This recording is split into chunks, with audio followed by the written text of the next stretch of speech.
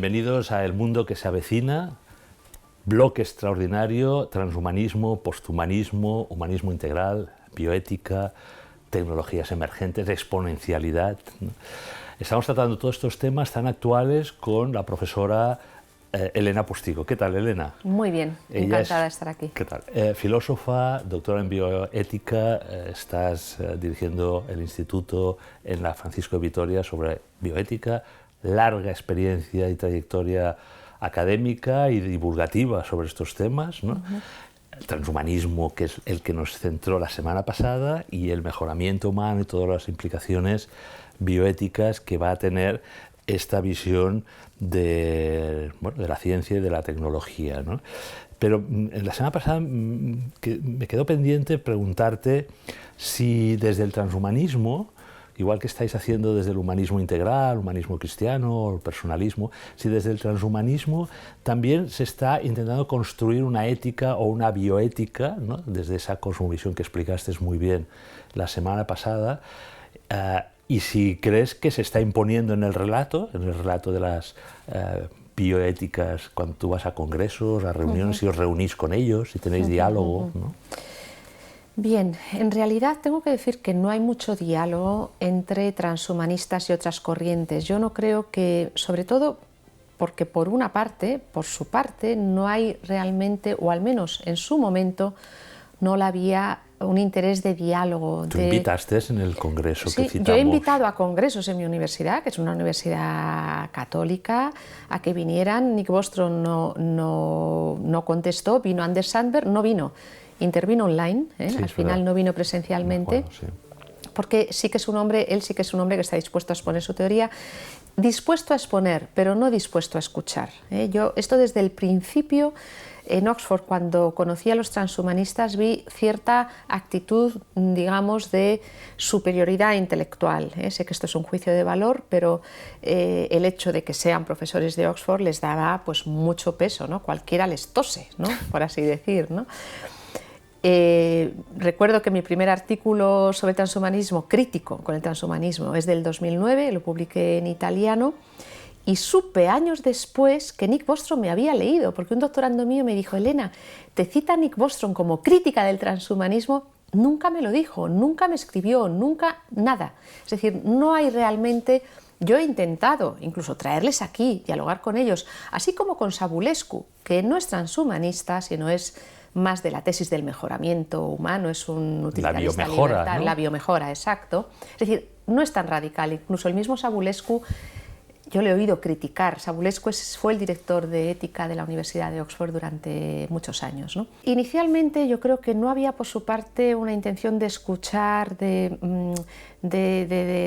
escuchar argumentos contrarios, pero yo sí que he percibido que en los escritos de Nick Bostrom, desde el 2000 a esta parte, ha incorporado, tanto él como Savulescu, esas críticas a su discurso y han modulado el discurso en virtud de esas críticas. Por ejemplo, recuerdo que una de las primeras críticas que les dirigíamos es que cuando hablaban de mejora, siempre hablaban de mejora intelectual, de mejora, alargamiento de esperanza de vida, pero no hablaban de mejora de la persona moral. E inmediatamente después incluyeron el moral enhancement, justamente, a través de pastillas, es decir, han ido modulando la mejora afectiva, otro aspecto que han incorporado posteriormente, es decir, han ido modulando su discurso, incorporando elementos, incluso diría, si me apuras, un diálogo interreligioso. Savulescu en los últimos años invitó a Oxford a personas desde una perspectiva, se daba cuenta que las religiones aportaban una perspectiva que era enriquecedora, es decir, parece que lo han modulado. Hoy en día, ¿qué sucede? Volviendo, aterrizando más en nuestros días, sucede que han incorporado una bioética a su discurso. Yo creo que sí hay una bioética transhumanista, diciendo de ciertas cosas que se pueden hacer, no se deben hacer, etc.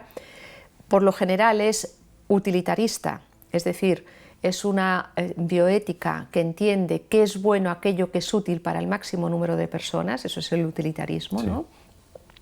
Y por utilidad pues entendemos el beneficio económico, el bienestar, la salud, etcétera. Es muy amplio el concepto. Y también, además de utilitaristas, son libertarios, es decir, el criterio supremo para decir que algo es ético es que sea libre, que se elija libremente por un sujeto autónomo. En esto la bioética centrada en la persona, como la que aquí estamos hablando, tiene un eje distinto, es el bien de la persona en sentido integral y sobre todo lo que es el sustento de la persona, que es su vida. En el planteamiento, digamos, de una bioética personalista, la vida de la persona es el valor, el bien primario, que subyace a todo otro valor. En la bioética utilitarista o libertaria, la ética utilitarista o libertaria, es la libertad. Sí, la libertad, el libertarismo, ¿no? O sea, ese tecnolibertarismo que está tan arraigado en algunos en Silicon Valley, ya lo estamos viendo incluso en política, ¿no? No vamos a entrar ahí, pero que hay toda esa línea que después tiene una repercusión en la falta de regulación de determinados experimentos o avances tecnológicos. O sea, se pretende que no haya regulación y que a lo mejor hay una influencia, no sé cómo lo ves tú, Elena, en esa cuarta generación de derechos fundamentales, ¿no? O la redefinición de los derechos clásicos, ¿no? De las 3 generaciones de derechos del ser humano. Claro, si hay un concepto distinto de ser humano, en esos nuevos derechos cyborg o en una reinterpretación, ¿no? De lo que podrá ser unos derechos casi transhumanos o posthumanos, ¿no? No sé si se puede decir todavía así, pero que beben tal vez de esa libertad morfológica, de ese libertarismo que tú comentabas, o esa ética libertaria, ¿no? Sí. Completamente de acuerdo. Por ética libertaria entendemos no el respeto de la libertad, que eso es un bien y un valor, es la exaltación de la libertad como único valor absoluto y criterio que mide la realidad, lo que es bueno y lo que está mal, ¿no?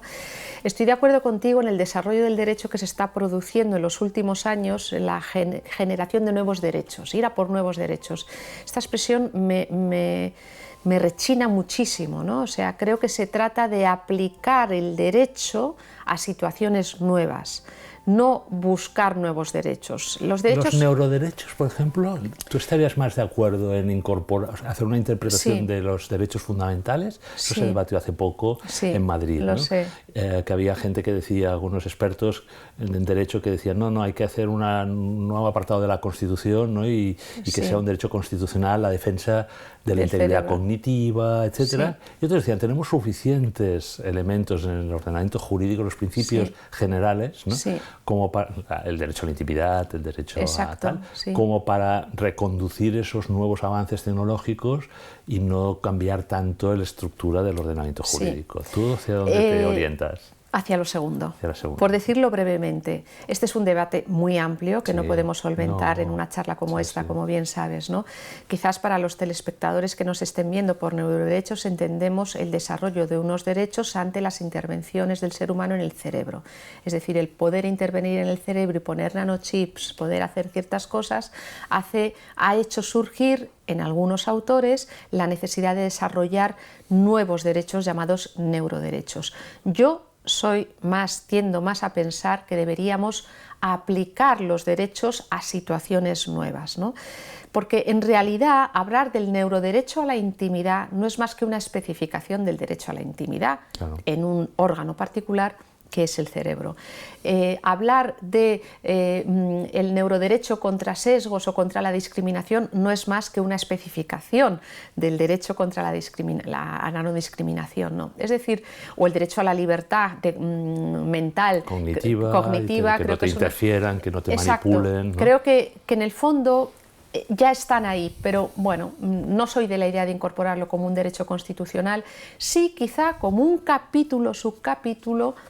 Se hablaba de ley orgánica, incluso a mí me parece, me gusta más lo de una ley orgánica porque es un tema más sentido. Que no es la violación del correo electrónico ni del correo postal, ¿no? Estamos hablando de la manipulación o interferencia en nuestro cerebro. Estoy de acuerdo. Entonces, la Constitución ya sabemos que cuesta mucho cambiarla, pero un derecho del bloque constitucional que es las leyes orgánicas estaría bien.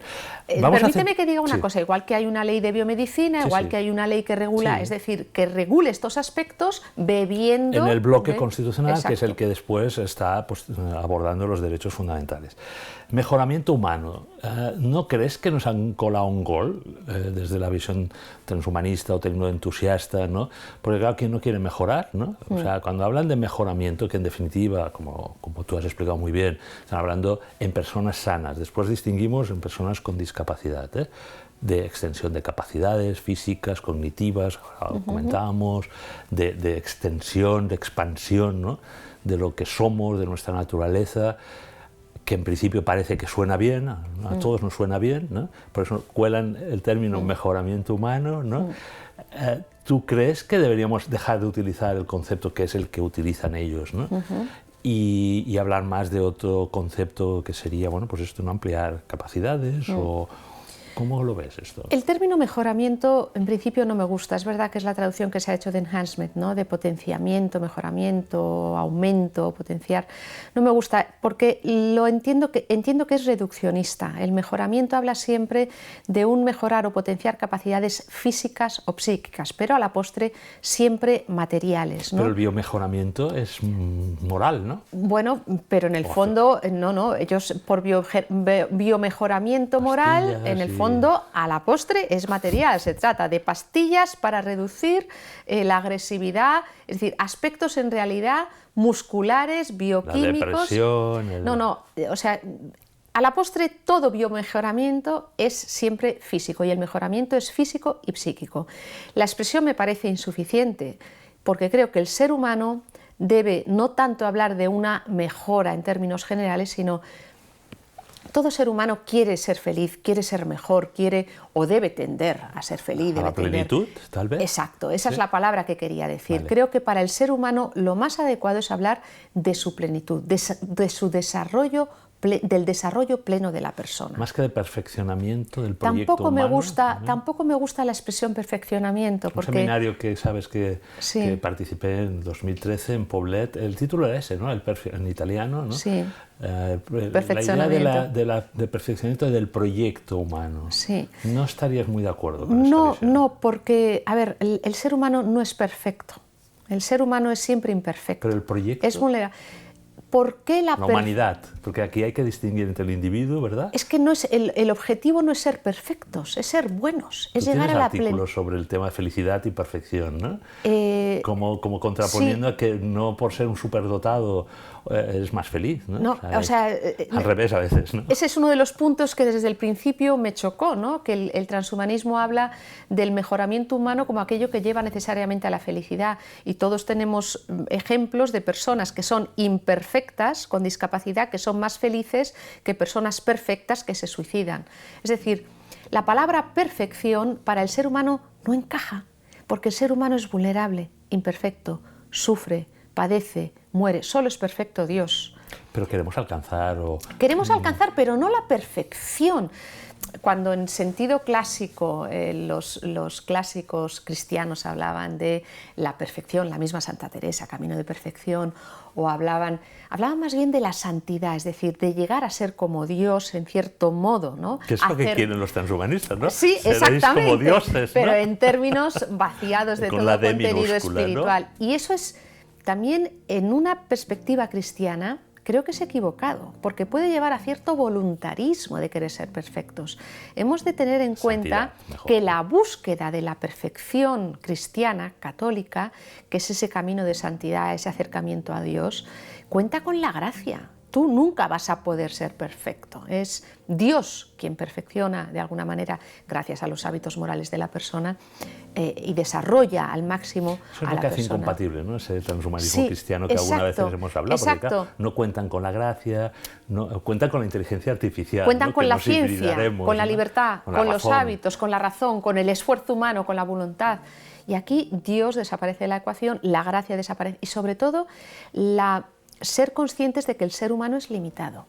Creo que para mí el término perfección, caduco, mejoramiento, sí, esa es los elementos de la naturaleza humana, la vulnerabilidad, parte de ello. El ser humano tiene muchas cosas magníficas. No, pero no lo digo en negativo. Me refiero a que somos caducos. El ser humano tiene que aceptar su condición de criatura limitada, finita y vulnerable, aun con una inteligencia y una libertad y una capacidad de amar que se puede expandir, pero al mismo tiempo la aceptación de la condición humana es la aceptación del límite. Pero el proyecto humano está abierto, como definen algunos, ¿no? Desde el cristianismo, incluso. ¿Está abierto en qué sentido? Bueno, eso que está por definir, que podemos ser lo que queramos ser. A ver, yo creo que, te diría, respecto a esta pregunta, que es una pregunta muy filosófica, te diría que hay cosas de nuestro ser que están orientadas en nuestra naturaleza a un telos, a un fin, a una dirección natural. Por ejemplo, mi inteligencia busca la verdad. Mi corazón busca amar, mi voluntad busca ser libre y hacer el bien. El alma humana busca, trascendencia, busca a Dios. Es decir, hay un telos natural, en ese sentido está abierta, no está acabada la persona. La persona en lo esencial está constituida, por así decir, en lo que le va a permitir ese desplegarse, pero en lo que es el proyecto de futuro está abierta. Esto no olvidemos que somos caminantes, somos homo viator, somos peregrinos, ¿no? Nuestra plenitud, el humanismo integral se alcanza con Dios, hacia Dios y desde Dios, porque el humanismo integral en términos renacentistas también es incompleto, ojo, no es el ser humano el que alcanza, solamente se alcanza desde una perspectiva, creo yo, al menos así yo lo entiendo, una visión creyente, ¿no? Trascendente, ¿no? Y lo digo con toda naturalidad, me estará viendo todo tipo de público, ¿no? Claramente, para un no creyente, el no creyente también está llamado a una plenitud, busca la plenitud. De hecho, como decía De Chirico, el pintor italiano, que me encanta esta expresión, en todo ser humano hay una nostalgia de infinito, una nostalgia de infinito. El hecho de representar el arte, de hacer música, es que el ser humano busca siempre algo que le trasciende, algo más. En el fondo está manifestando que su ser no se agota en lo material y en sí mismo. Tú alguna vez has dicho claramente, nos planteamos con demasiada ligereza alterar la especie humana, ¿no? Sin saber el sentido, el propósito, el para qué, el por qué, ¿no? Y eso lo has centrado en muchos temas, pero sobre todo en el tema de la longevidad, ¿no? Del alargamiento de vida, que es uno de los conceptos del mejoramiento humano, ¿no? Algunos autores transhumanistas, como sabes, dicen que es una enfermedad, esto de envejecer lo vamos a curar. Y otros, como también sabemos, ¿no? Pretenden una inmortalidad cibernética, sea en una transmigración de la mente o en el cuerpo, alargando infinitamente, no sé cómo, ¿no? Algo que sabemos que es caduco, ¿no? y que tiene, a menos aquí en la Tierra, ¿no? Una imposibilidad de inmortalidad terrenal, ¿no? Entonces, ¿cómo lo planteamos esta visión en positivo, ¿no? La esperanza de vida se ha alargado y está muy bien. Estas investigaciones que hace, pues no sé, María Blasco, gente, científicas que están planteando esto, pero a la vez con un mundo, y esto ya a lo mejor se ciñe más al tema de la geoestrategia y tal, ¿no? Poblado pues ampliamente, con unas condiciones de todo tipo, ¿no? La vivienda, las jubilaciones, el trabajo, ¿no? Que ya tenemos suficiente con saber cómo lo vamos a resolver con una esperanza de vida de 80, 90 y con un sentido de la vida, ¿no? Porque claro, vivir, lo has dicho muchas veces, 120 años sin sentido, sin esa visión trascendente, puede ser una pesadilla, ¿no? Más que un sueño, ¿no? Exacto. El tema de la hiperlongevidad me apasiona. Estoy dirigiendo una tesis doctoral sobre él, ¿no? Los límites de la hiperlongevidad, porque claro, hoy en día se plantea la hiperlongevidad desde, tú sabes, el plasma que se están metiendo algunos mediante el alargamiento de telómeros, es decir, muchos modos para alcanzar la longevidad. Yo diría, en un principio, no está mal el deseo de vivir mucho, es un deseo natural. Y bien, con calidad de vida, ¿no? Es bueno, es más, la medicina clásica ha buscado siempre ampliar la esperanza de vida y va a ser así, gracias a Dios, por cómo comemos, el estilo de vida, bueno, esperemos, ¿no? Que vivir cada vez más. El problema consiste en vivir mucho para qué, es decir, la cuestión del telos, del propósito, del fin, del sentido, de la orientación a esa hiperlongevidad. Imaginemos una hiperlongevidad vacía de sentido. ¡Qué horror! En soledad, que sabemos que es una epidemia en soledad, actual, ¿no? O sea, la gente mayor se la abandona, ¿no? Exacto, es decir... Hemos creado una civilización, ¿no? Con esa disolución de la familia, etcétera, en la cual las personas sin con vínculos. 80, 90, no hay vínculo... Eso puede ser terrible. Luego, creo que a ese deseo de vivir más, que es natural, porque el ser humano lo tiene, el ser humano por naturaleza quiere ser inmortal, quiere vivir más, ¿no? El problema está... Eso está inscrito en la naturaleza humana. Sí, porque ¿Por qué está inscrito? Porque tenemos un alma inmortal.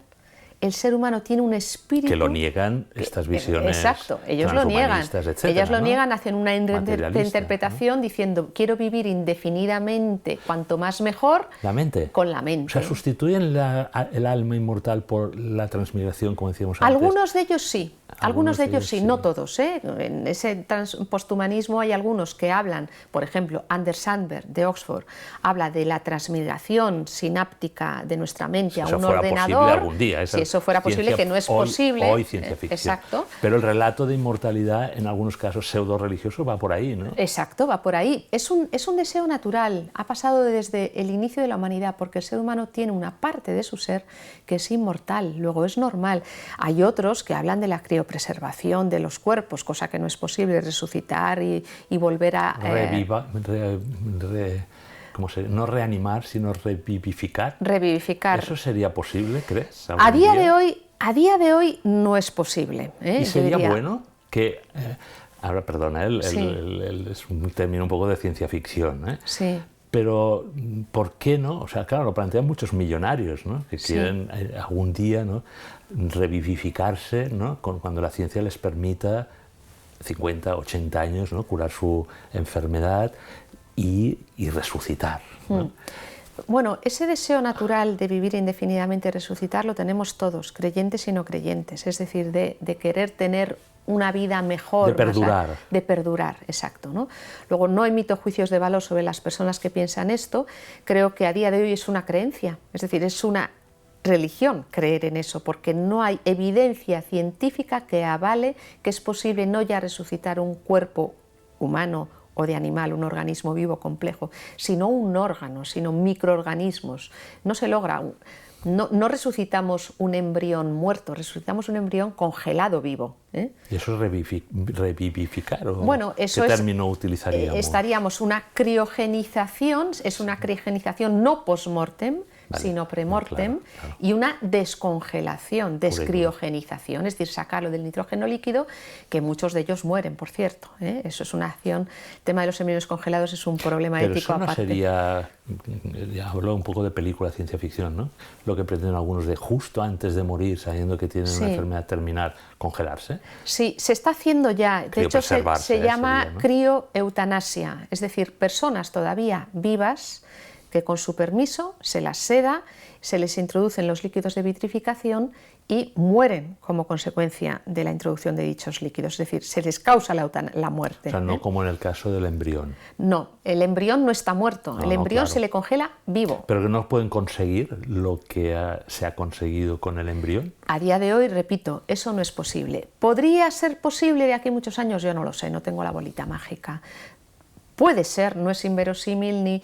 Aquí hay todo un problema teológico. Recuerdo hace años me llamó Justo Aznar, que en paz descanse, el director del Instituto de Observatorio de Bioética de Valencia, dice: Elena, quiero hablar contigo de este asunto.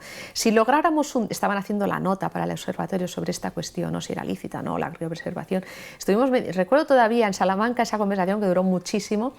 Si lográramos un día, ponte el supuesto de que realmente de aquí a 200 años logremos reactivar todas las células, digo, bueno, vamos a pensar en ese escenario que a día de hoy es impensable ni es posible científica, ¿no? ¿Dios se vería obligado a devolver el alma o a infundir un nuevo alma? Mi respuesta fue que sí, si lográramos realmente reconstituir la unidad de lo que es un humano, Que sabes que la muerte se produce por la disgregación, la corrupción celular de todo el organismo. Es una pregunta teológica. Pero, Elena, yo me centraría más en lo que, como sabes perfectamente, lo que plantean algunos de criopreservar el cerebro solo, ¿no? Sí. Es decir, a lo mejor ahí sí que puede haber, tenemos un minuto, puede haber un avance, no resucitar todo un cuerpo, sino ellos pretenden, ¿no?, con un órgano concreto, el cerebro, que es lo que les interesa más, lo que decíamos, la mente, ¿no?, revivificarlo en otro, incluso en silicio, ¿no?, en un órgano biológico, ¿no? A ver, y pone mucho dinero en esto, ¿no? Sí, sé que hay todo un sector que está desarrollando esto. A día de hoy, como sabes, no es posible. ¿Qué haríamos con un cerebro solo, de nuevo, digamos, revivificado?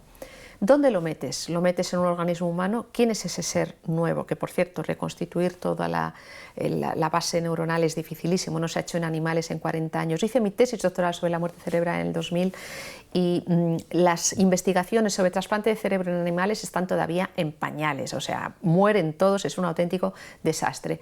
¿Qué hacemos? ¿Introducimos un cerebro en un ordenador? ¿Para qué? Quiero decir, ¿qué es eso? ¿Qué es esa entidad? No es una persona, ni mucho menos.